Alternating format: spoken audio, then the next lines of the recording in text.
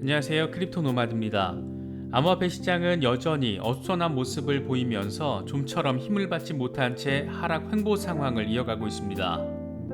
비트코인은 장중 49,000달러를 일시적으로 뚫어내면서 5만 달러 돌파 의지를 내보이기도 했지만 곧장 저항에 부딪힌 뒤에 47,000달러대까지 후퇴하기도 했습니다.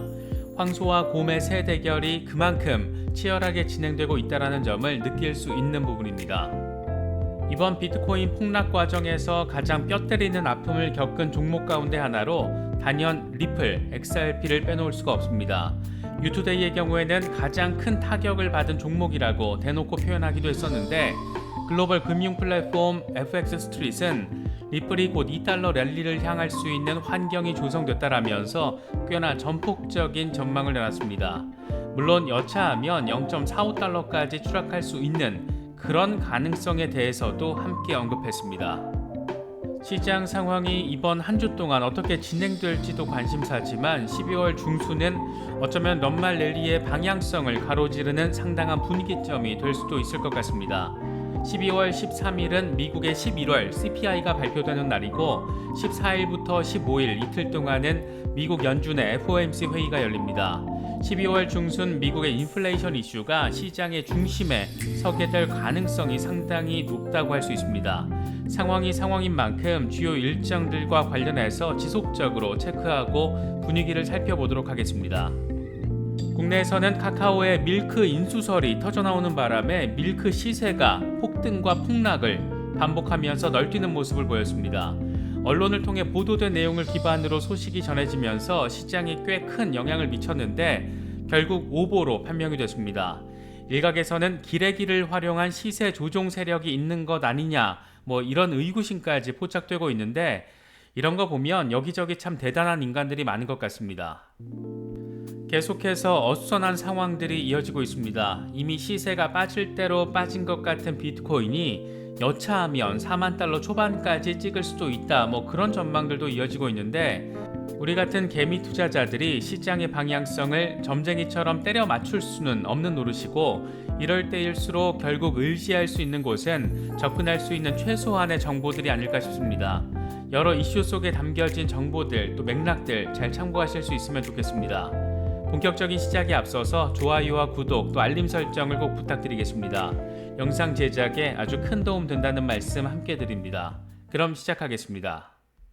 먼저 비트코인 상황입니다. 비트코인은 장중 49,000달러를 뚫어내는 모습을 보이기도 했지만 곧장 저항에 직면한 뒤에 47,000달러대까지 후퇴하는 모습을 보이고 있습니다. 대체 어디까지 또 어느 정도로 조정을 받으려고 하는 것인지 불안감과 답답함을 키우고 있는 것 같습니다.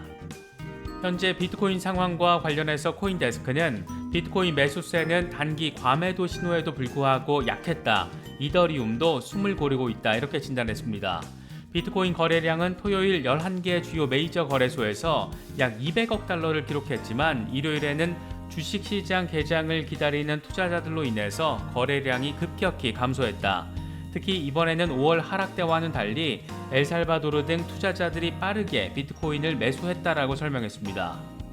이어서 비트코인 일간 차트와 주간 차트에서 상승 모멘텀이 둔화되기 시작했고 이건 상승 여력이 6만 달러 저항선까지 제한될 수 있다는 것을 의미한다.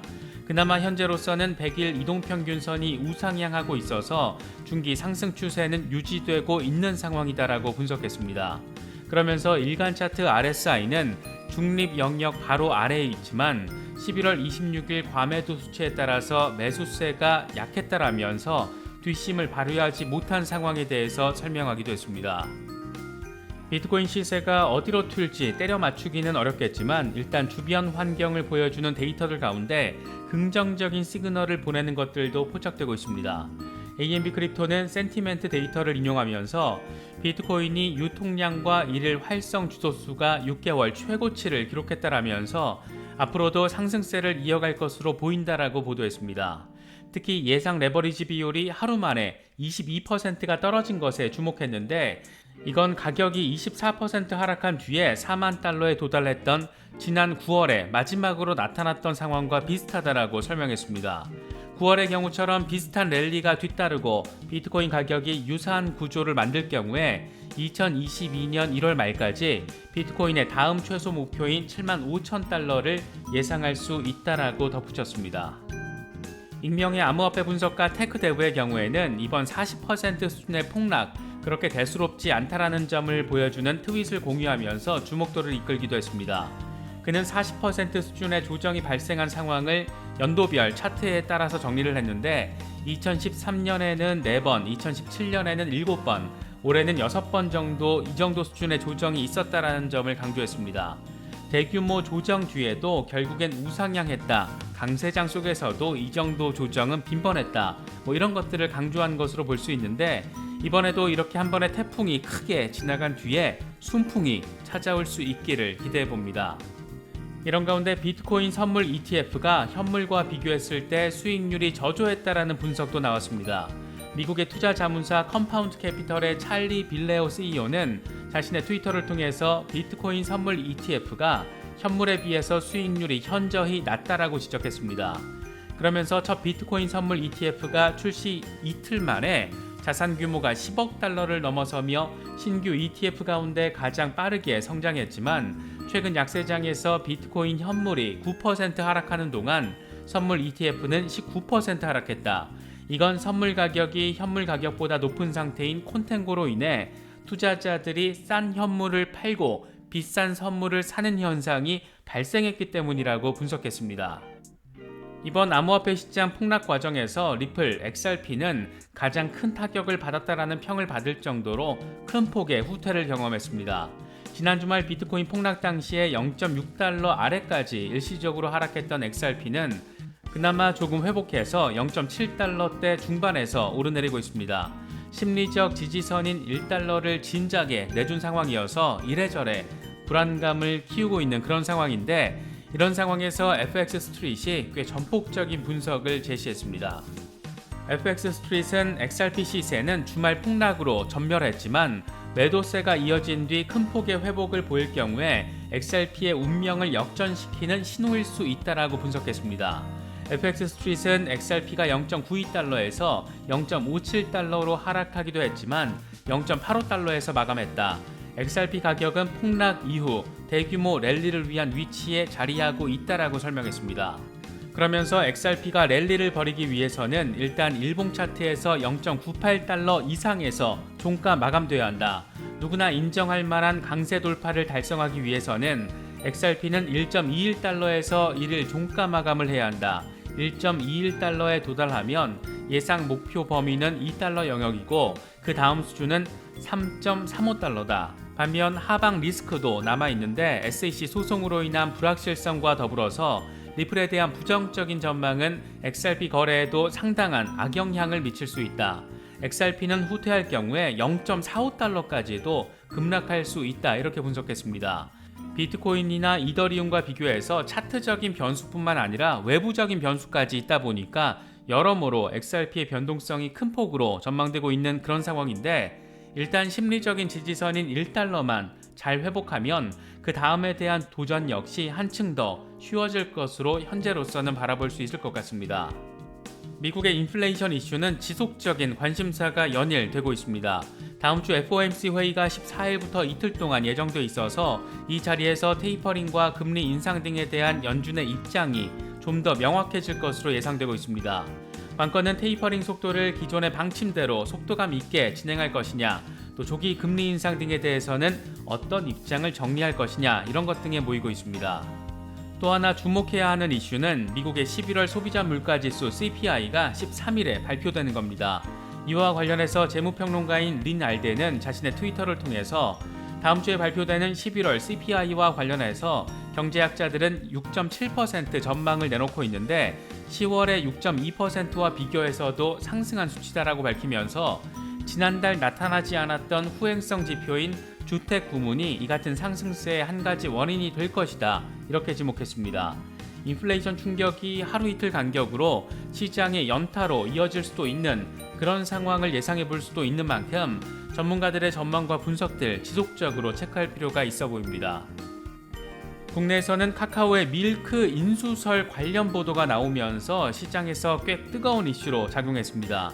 헤럴드 경제가 단독 보도를 하면서 전한 내용인데 카카오의 밀크 인수가 임박했다 아예 제목에 때려 박으면서 기정사실처럼 보도를 했습니다.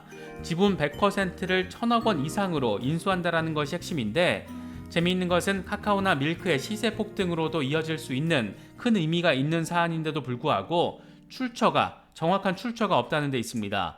투자은행 업계에 따르면 이렇게 소스를 제대로 밝히지 않은 채 무책임하게 시장을 흔들 수도 있는 그런 보도를 내놓은 겁니다.